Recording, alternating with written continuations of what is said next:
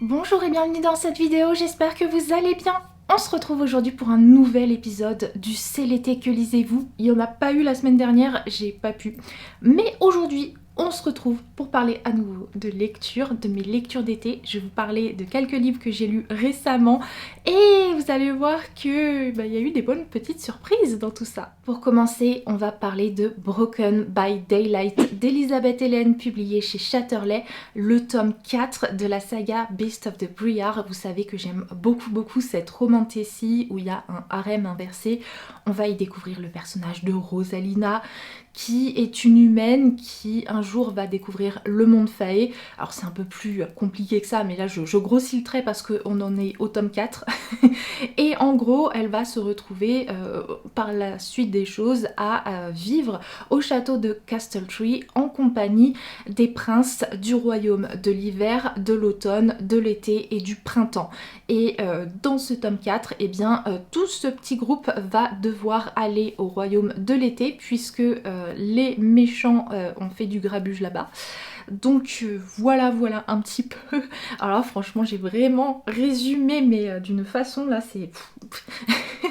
Mais franchement, cette saga, au-delà de mon résumé pourri, c'est un régal. Franchement, à chaque fois, tome après tome, c'est un plaisir de me replonger dans cet univers, de retrouver ces personnages.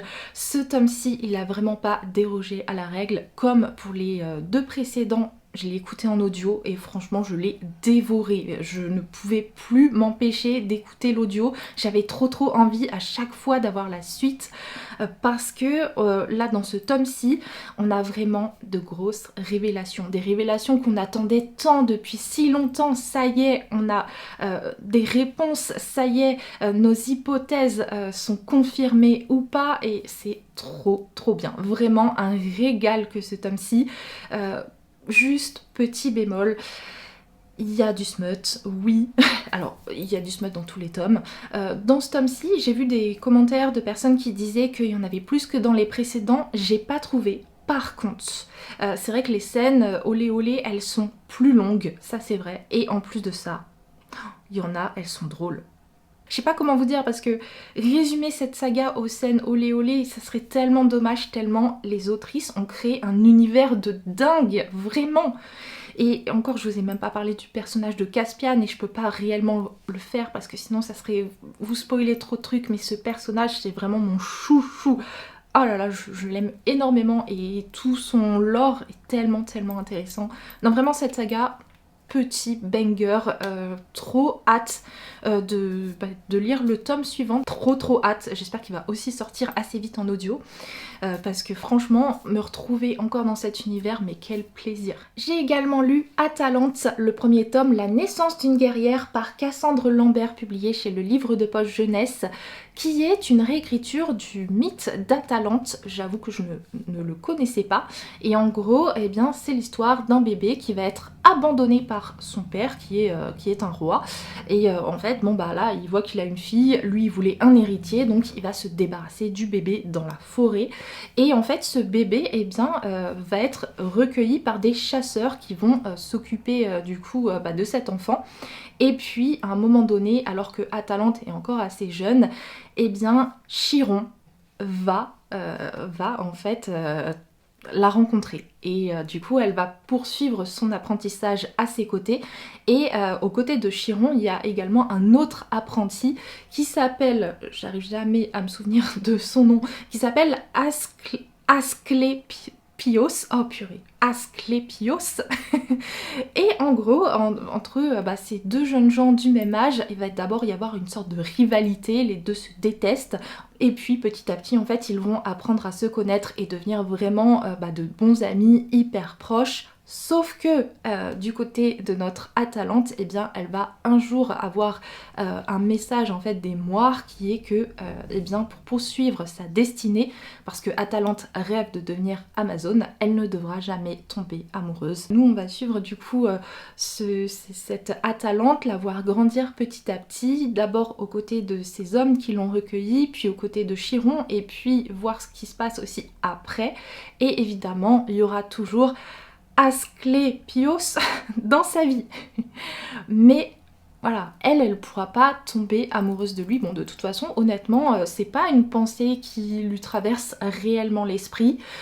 Bon, lui de son côté, on peut pas dire que c'est la même chose, mais il est au courant que Atalante ne doit pas tomber amoureuse. Donc il fait rien pour lui. Enfin, il parle pas de ses sentiments envers elle. Et donc voilà, on suit un petit peu cette histoire-là. En fait, ce livre, c'est pas réellement une romance, malgré malgré mon petit résumé où je vous parle d'Atalante et de Asclépios. Ah, je le prononce de mieux en mieux. En réalité, ce livre, c'est plutôt l'évolution en fait d'une femme dans un monde d'hommes. Elle rêve de devenir Amazone, elle est super forte, elle a été bénie par des dieux en fait, donc du coup elle a des capacités hors normes, et pourtant elle doit toujours faire ses preuves auprès des hommes, et même comme ça, on va vouloir en fait la caser, la rabaisser. Bref, que dire de ce livre? Honnêtement, écoutez, ça se lit bien, c'est tout court.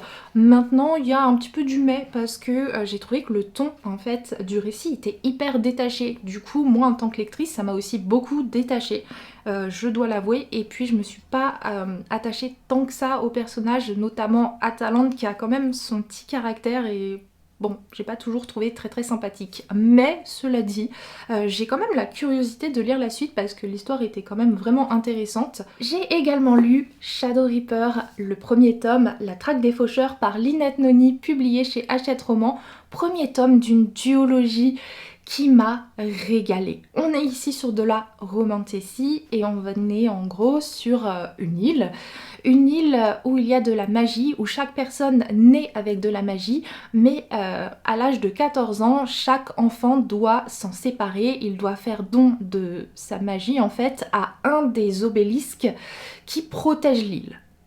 Voilà. Sauf que cette magie, elle est très prisée, notamment par les faucheurs. Les faucheurs, ce sont un groupe de personnes, en fait, qui siphonnent la magie des enfants. Sauf que, ce faisant, du coup, l'enfant, après, il est plus en vie, quoi. Du coup, donc, ils prennent la vie des enfants pour pouvoir juste leur siphonner la magie, parce que eux, ils sont complètement addicts à ça. Du coup, dans cet univers, on a aussi des traqueurs, dont le rôle, c'est de traquer les faucheurs, pour pouvoir les arrêter, pour pouvoir sauver les enfants.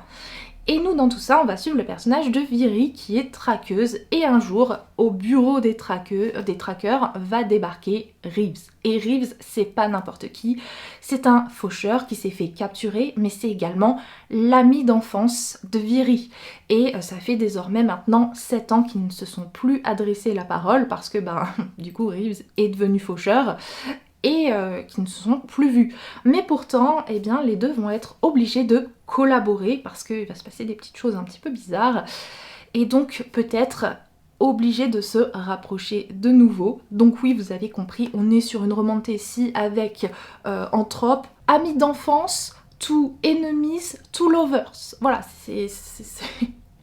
Et donc on va suivre ces deux personnages et franchement j'ai adoré, j'ai trouvé l'univers hyper intéressant, les personnages aussi m'ont complètement embarquée. Bien évidemment le fait de traîner l'un avec l'autre fait que les personnages vont découvrir plein de choses qu'ils ignoraient sur leur univers, et puis franchement, on s'ennuie pas une seule seconde, c'est hyper bien rythmé, il y a plein de révélations, de rebondissements, il y a des choses un peu prévisibles et d'autres non, du coup franchement on se régale, c'est un plaisir de bout en bout ce livre, franchement. Et puis, comme c'était le cas avec The Prison Healer, bien évidemment Lynette Noni a refait la spéciale, c'est-à-dire que dans le dernier chapitre, évidemment, il y a une grosse révélation, voilà, à la toute fin, et on attend comme ça, et on est en mode, bon, maintenant faut le tome 2. J'espère qu'il arrivera vite, franchement, parce que, waouh, trop bien cette lecture, vraiment. Maintenant, c'est au tour d'un petit unboxing, unboxing pas tout à fait. En réalité, j'ai déjà unboxé ce colis, mais je voulais vous le montrer, je voulais vous en parler, parce que ça m'a fait trop plaisir de le recevoir. Attendez, j'ouvre tout ça, et je vous raconte ensuite story time du livre en question qu'il y a dans cette enveloppe. Le voici, le voilà. J'ai reçu de la part de Hachette Roman L'effet boule de neige de Clara Hérault dans sa version collector. Je suis tellement contente. Vous savez que j'adore les livres de Clara Hérault, et du coup c'est vrai que celui-ci est sorti en version collector, cette romance de Noël que j'avais trop aimé avec du fake dating et tout. Et donc, ouais, Hachette Roman me l'a envoyé en version collector. Je vous le montre un petit peu ce livre. Donc du coup, déjà, vous avez un jaspage comme ça. Bleu électrique, je crois, ça se dit. Et quand vous enlevez en fait la couverture en papier, regardez. Hop. Et hop. Et ouais, ma Lynx le Lynx est trop bien. Non mais franchement, je suis trop contente. Trop contente. Et à l'intérieur, vous avez des petits flocons. Voilà. Et en plus de ça, dans ce livre, si je ne dis pas de bêtises, je crois même qu'il y a un chapitre inédit, ouais c'est ça, avec un petit bonus inédit du point de vue d'Alex, donc le personnage masculin. Alors ça, autant vous dire que ce livre, je vais bien évidemment le relire au mois de décembre. Voilà, c'est-à-dire que il y a 2 ans, je l'ai lu pour la première fois, au mois de décembre. L'année dernière, j'ai relu ce livre au mois de décembre en version roman graphique. Oui, parce qu'il est aussi sorti en roman graphique. Et donc là, je vais le relire, mais dans sa version collector avec le bonus. Trop contente. 3 décembre de suite avec cette histoire. Et vous savez quoi, je sais que je vais pas m'en lasser. Et donc je vous raconte pourquoi est-ce que Hachette Roman m'a envoyé ce livre. Et ben en fait, en gros, chaque année, généralement à l'approche de l'été, Hachette Roman convie ses partenaires dans leurs locaux pour pouvoir nous présenter leur future parution. Donc j'y vais. Trop contente, je vais retrouver les copines, et puis on va avoir les nouveautés de chez Hachette Roman, surtout que, bon, franchement, vu ce qu'on a vu, j'étais trop contente. J'étais là, waouh, trop bien, ce livre-là, je vais le demander, celui-là aussi, bon voilà, trop bien, on fait cette petite présentation, ensuite on a à manger, à boire, on peut faire un bon petit goûter, voilà. Et ensuite, on a eu un petit jeu avec des énigmes.